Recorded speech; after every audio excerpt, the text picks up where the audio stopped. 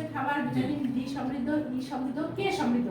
এই ভিটামিনগুলো রান্না করতে গেলে বা খেতে গেলে আমাদের একটু তেল বেশি দিতে হবে।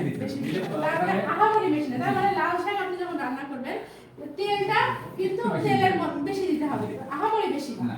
এখন বলছে যে ওই তেলের মধ্যে কিন্তু কি থাকে আবার ওই যে অনুপুষ্টি উপাদানগুলো, ওই যে ভিটামিন এটা বা আর যে তেলের দ্রবণীয় ভিটামিনগুলো ওই তেলের মধ্যে থাকে। আমরা কড়াইটা মুছে নিতে হবে, শোষণ হবে।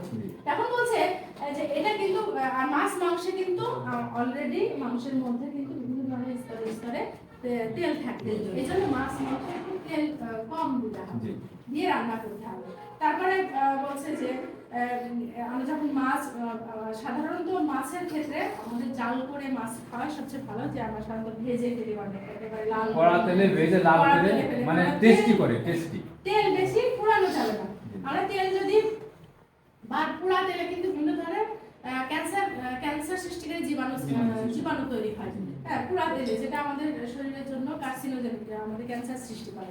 মাছ আমরা সাধারণত ভাজবো না, আমরা জাল করে নিব। ভাজির ক্ষেত্রে যদি আমরা ভাজি অল্প তেল দিয়ে সে একটু ভেজে নিয়ে হালকা ব্রাউন কালার হবে বা একটু যে তেলটা থাকবে ওই তেলটা ব্যবহার করা যাবে, সেটা আমি বোঝাতে চাচ্ছি। আমরা অনেক সময় ওই তেলটা আবার কি করি, তরকারিতে ব্যবহার করছি, ওই তেলটা কিন্তু নষ্ট হয়ে গেছে। এক সেকেন্ড একটু শুধু